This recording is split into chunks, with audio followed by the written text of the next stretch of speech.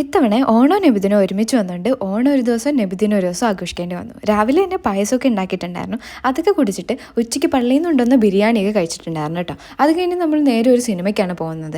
വർഷത്തിൽ ഒന്നോ രണ്ടോ തവണയാണ് ഇതുപോലെ ഫാമിലിയുടെ കൂടെ ഒരു സിനിമയ്ക്ക് പോകുന്നത്. അതിൻ്റെ മെയിൻ റീസൺ എന്ന് പറഞ്ഞാൽ ഞങ്ങൾ 3 പേരും അങ്ങ് ഹോസ്റ്റലിൽ നിന്ന് വരണം.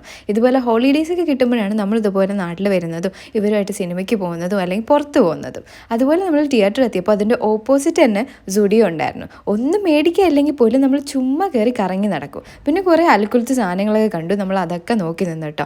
പിന്നെ ഈ ഒരു വള ജിസ്മയ്ക്ക് ഇഷ്ടമായിട്ടുണ്ടായിരുന്നു.